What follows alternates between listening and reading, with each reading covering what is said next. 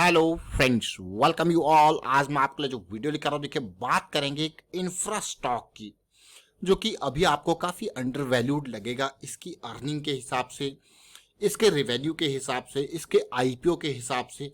लेकिन इस स्टॉक को देखेंगे, समझेंगे, इसके प्राइस एक्शन को देखेंगे, इसकी प्रॉफिटेबिलिटी को देखेंगे, रेवेन्यू को समझने की कोशिश करेंगे और क्या ये गियर चेंज कर रहा है, क्या वापस मोमेंटम में आ रहा है। उन सारी चीजों को समझेंगे, रिस्क असेसमेंट को देखेंगे यहाँ पे। और आगे बढ़ने से पहले मैं आपको बता दूं, अगर आपने अब तक चैनल को सब्सक्राइब नहीं किया तो जल्दी से सब्सक्राइब कर ले, बेल आइकन को प्रेस कर ले, जिससे आपको नोटिफिकेशन आती रहेगी। और प्राइस एक्शन सीखने के लिए आप ज्वाइन कर सकते हो मेंबरशिप ज्वाइन बटन पे क्लिक करके।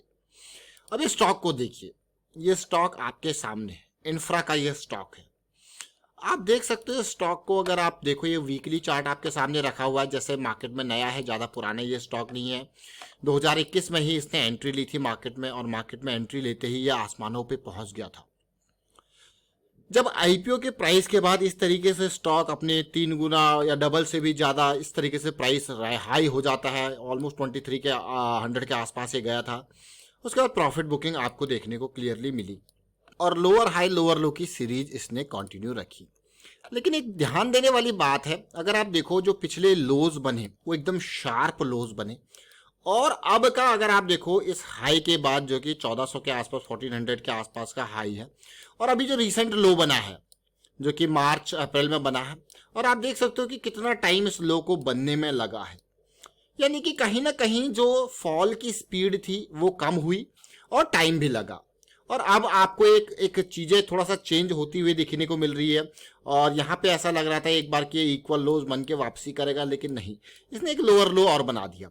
और अब ये पिछला जो लास्ट सिग्निफिकेंट मैं कहूँगा कंसोलिडेशन था एक कुछ महीनों का, नवंबर से लेकर मार्च तक अगर आप देखोगे तो नवंबर से फरवरी 2-3 महीने का ये कंसोलिडेशन पीरियड था। वहां पे आप देखोगे वापस उस कंसोलिडेशन पीरियड के वापस इसको पार किया, ब्रेकआउट करके फिर से कंसोलिडेट कर रहा है यहाँ पे। तो काफी इंपॉर्टेंट अब ये स्टॉक, इस स्टॉक का नाम क्या है वो आप देख लीजिए एक बार, GR इंफ्रा प्रोजेक्ट्स लिमिटेड। और काम क्या है इंफ्रा का, इंफ्रा का काम देख सकते हो आप, 12,000 करोड़ का मार्केट कैपिटलाइजेशन है। और पी रेशियो अगर आप देखोगे तो 8 का है, यानी कि काफी अंडर वैल्यूड। आप इसके रेवेन्यू की प्रॉफिटेबिलिटी के हिसाब से आप देखोगे तो 1200-1300 का प्राइस के हिसाब से 150 रुपये की अर्निंग बहुत ही जबरदस्त है, जिसकी वजह से देखिए इसका पी रेशियो आप देखिए। अगर रिवेन्यू को देखा जाए तो देखिए 900 करोड़, 1000 करोड़, 2000, 3000, 4000, 5000, 6000, 7000, अब देखिए 9000 करोड़ का रेवेन्यू आपको देखने को मिल रहा है। उसी तरीके से अगर आप प्रॉफिटेबिलिटी को देख सकते हो तो 30-35 करोड़, 600 करोड़, 400 करोड़, अब देखिए 1400 करोड़ की प्रॉफिटेबिलिटी भी आपको क्लियर कट देखने को मिल रही है। अब रेवेन्यू प्रॉफिटेबिलिटी आपने देखी, लेकिन इसके आईपीओ का रेस्पॉन्स देखिए जरा। जब ये मार्केट में आया था 2021 में जुलाई 19 को, यानी कि आज से ठीक 2 साल पहले इसने लिस्टिंग करी थी मार्केट में, और जो प्राइस इसका रखा गया था स्टार्टिंग में 837 के आसपास था, लेकिन ये ओपन ही 1700 के लेवल पे हुआ था। और उसके बाद आपने देखा कि 2300-2400 का हाई, 2200-2300 के अराउंड का इसने बनाया, और 837 का इसका ओपन प्राइस था। आप खुद सोच के लगा सकते हो कि अभी क्या प्राइस इसका है।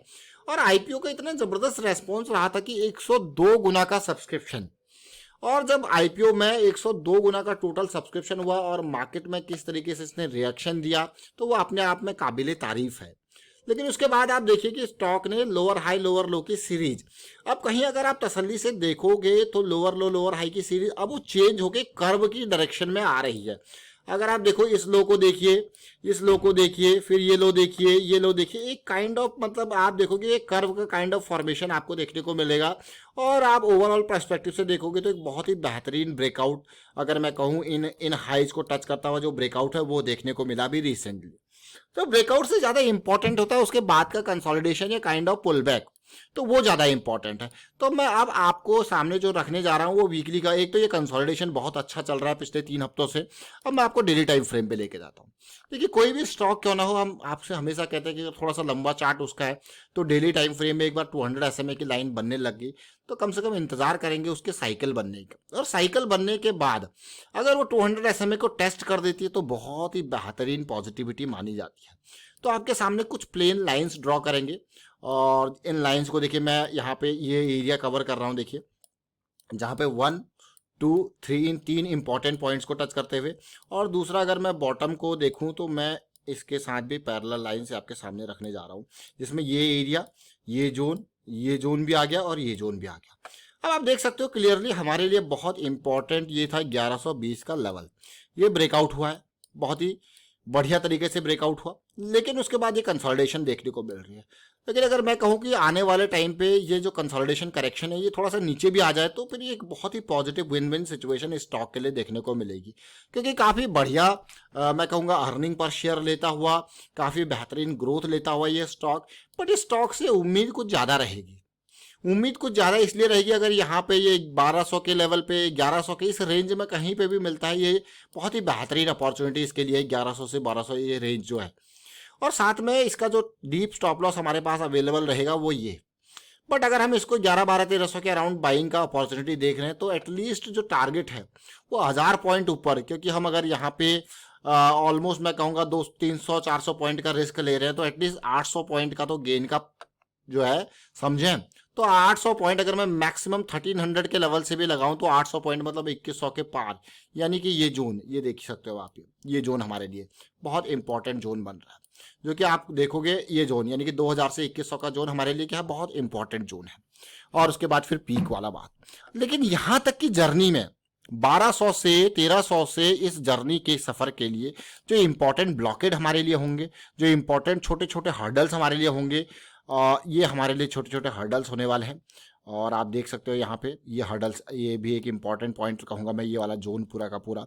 तो हमारे लिए जो जोन है वो कौन से हैं, 1200 से सबसे पहले 1400 वाला, फिर ये लेवल, और ये क्या है, फ्रैक्टल नेचर ऑफ मार्केट। बड़े टाइम फ्रेम में ना सही लेकिन छोटे टाइम फ्रेम में कहीं ना कहीं आपको करेक्शंस देखने को मिलती है, ये फ्रैक्टल नेचर ऑफ मार्केट है।